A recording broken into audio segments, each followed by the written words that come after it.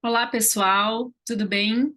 Eu sou Maíra Ligori, sou diretora da ONG Think Olga e da consultoria Think Eva. Sou uma mulher de pele branca, cabelos enrolados e curtos e ruivos. Estou usando óculos, um colar prateado e uma camiseta preta. Estou muito feliz de estar aqui com vocês hoje para apresentar o resultado do nosso estudo Esgotadas, que é um material que foi produzido pela nossa organização. A Fincolga tem como objetivo pautar debates relevantes na sociedade, trazer dados, conceitos, argumentos e pautar debates públicos de qualidade para que a gente possa desenhar caminhos e soluções junto ao setor público, ao setor privado e junto à sociedade para soluções dos problemas das mulheres do nosso tempo. O Esgotadas vem justamente para responder a uma dessas demandas, que vai tratar sobre a saúde mental das mulheres hoje, sobretudo depois da pandemia. A Fincolga, como eu disse, é essa ONG que produz esse tipo de informação e a gente está à disposição em nossos canais, nossas redes sociais, nossos canais de comunicação. Fiquem muito à vontade para nos escrever, nos contactar com dúvidas, sugestões ou qualquer outro tipo de questão. A gente desenvolveu essa pesquisa pensando muito nesse momento da saúde mental das mulheres, em que a gente está se sentindo tão cansada, sobrecarregada, com excesso de responsabilidades e muitas vezes adoecendo, né? Por isso, a gente conversou com 1.078 mulheres de todas as classes sociais, de todas as regiões do país, buscando uma amostra representativa da população em questões de idade, de gênero, de raça, e alguns outros filtros e parâmetros essenciais para esse projeto que eu deixo aqui para vocês. Essa é uma amostra, então, que tem a validade científica e ela representa o Brasil. Além disso, nós conversamos com 4 especialistas que trouxeram perspectivas diversas sobre a saúde mental da população negra, sobre a saúde mental de pessoas transgênero, e algumas outras especialistas que fazem estudos aprofundados sobre as relações entre gênero e adoecimento mental, adoecimento psíquico. E esse estudo ele parte dessa pergunta: está todo mundo mal? O fim da pandemia trazia essas promessas, né, de que a gente estaria feliz, celebrando que finalmente a gente tinha saído desse momento tão difícil para todo mundo, e no fim o que a gente tem são mulheres exaustas tentando catar os caquinhos. E essa sensação de exaustão não é de hoje. Mesmo antes da pandemia, 7 em cada 10 pessoas diagnosticadas com depressão ou ansiedade eram mulheres. Esse número não é algo por acaso, né? Por isso a gente decidiu tentar aprofundar e entender melhor. Homens e mulheres adoecem de maneira diferente. Não quer dizer que só as mulheres estão adoecendo, mas a gente está adoecendo de um jeito específico, o que aponta para caminhos de problemas sociais que estão sendo colocados aí. Por exemplo, os transtornos de ansiedade e depressão acometem muito mais mulheres do que homens, né? Proporção de 2 para 1, 2 mulheres para cada um homem adoecendo. Em compensação, os transtornos relacionados ao abuso de álcool ou de substâncias tóxicas é muito maior entre homens. Então, significa que a gente tem aí saídas diferentes em que as mulheres adoecem com ansiedade e depressão e os homens vão buscar esse refúgio na bebida e nas drogas e acabam desenvolvendo esses transtornos. O transtorno deles, a doença dos homens, acaba impactando as mulheres. Quando você tem um parceiro que está vivendo uma relação de abuso de álcool ou de drogas, isso acaba afetando diretamente as mulheres que fazem esse papel de apoio emocional, confidentes ou esse grande esteio da família, bem como tem que lidar com problemas, né, de violência doméstica, muitas vezes problemas financeiros, porque os homens nesse tipo de situação, acabam sendo demitidos ou tendo algumas outras questões financeiras envolvidas. Então, quer dizer que quando eles adoecem, a maneira que eles adoecem também reflete e impacta as mulheres depois. E a própria OMS já reconheceu que as disparidades de gênero adoecem as mulheres. Então, quando a gente vê esses dados, a gente pensa, puxa, o fato de eu ser mulher significa que eu estou muito mais propensa a ter esse tipo de transtorno, né, de ansiedade ou depressão. Por quê? Porque o mundo é mais hostil e a vida pode ser mais difícil para as mulheres.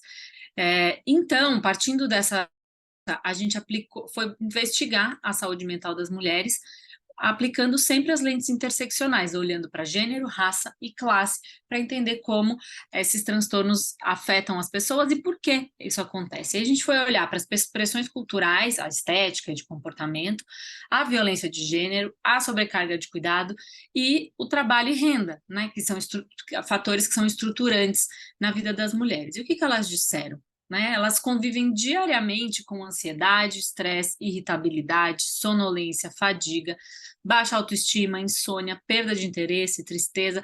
Essas são algumas das sensações mais citadas por elas. E aí, quando a gente olha para trabalho e renda, não dá para falar de saúde mental quando a gente nem sabe se vai conseguir pagar a conta ou até botar comida na mesa. Né? É um fator de extrema pressão sobre a psique das pessoas e, sobretudo, das mulheres.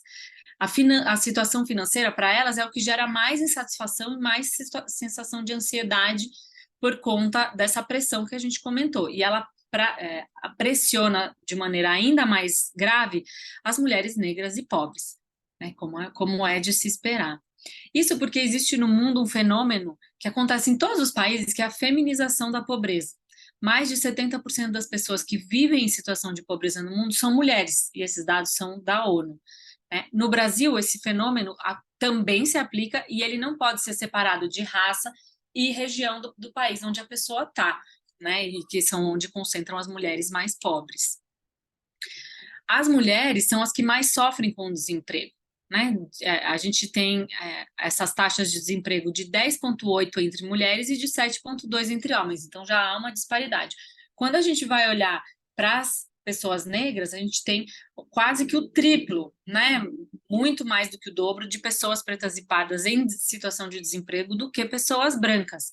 E esses dados são do IBGE e não são de se estranhar, né? Porque os reflexos das estruturas e da própria sociedade. E as mulheres em geral, que estão trabalhando, elas se dizem muito infelizes no trabalho. 4 em cada 10 está muito insatisfeita ou muito insatisfeita com a em relação ao seu trabalho.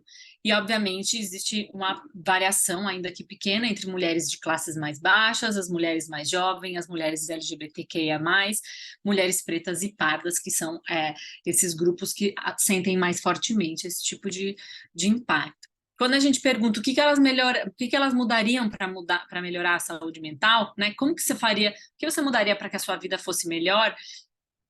A resposta é quase uníssona, né? Todas elas mencionam renda, dinheiro, situação financeira, salário, emprego, dívidas como sendo o principal fator que hoje elas gostariam de mudar.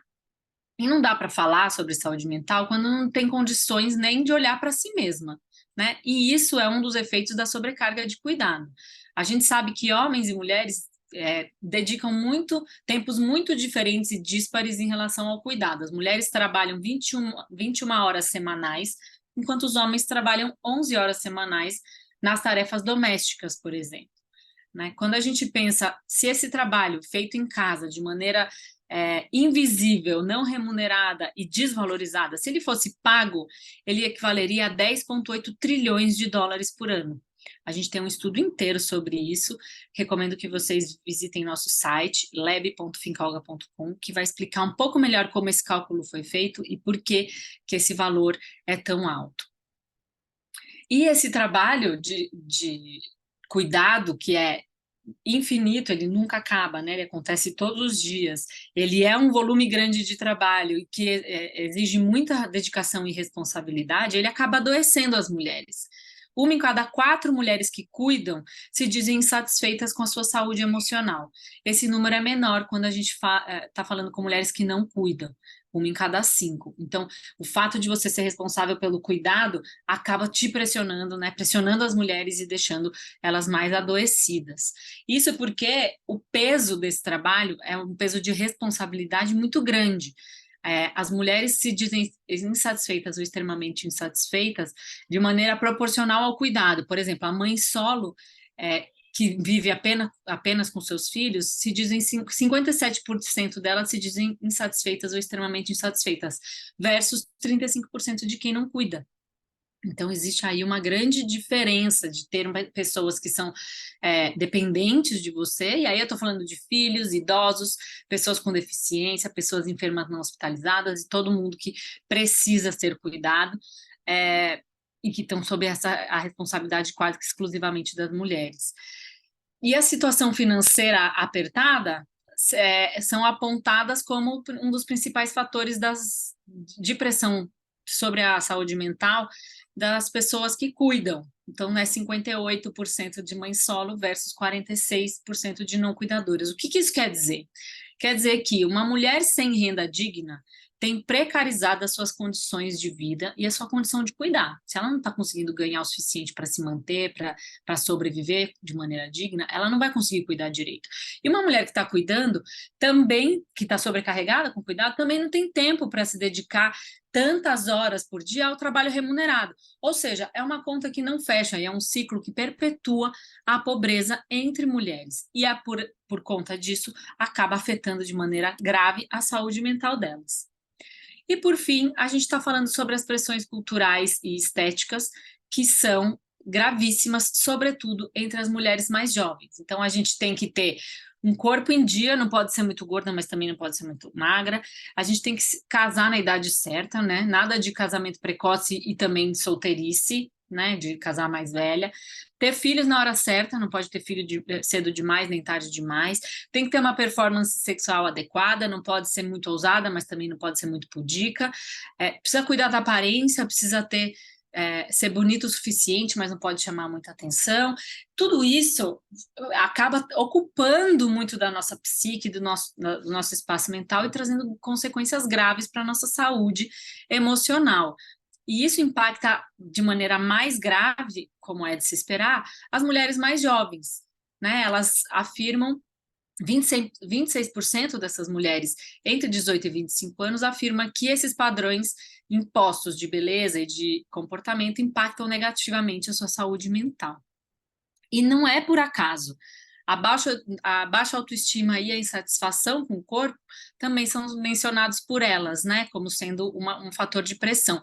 68% dos diagnósticos de pessoas com transtornos alimentares no Brasil são mulheres. Então, obviamente, a gente está falando aí de uma questão que é de gênero e que está sendo colocada aí.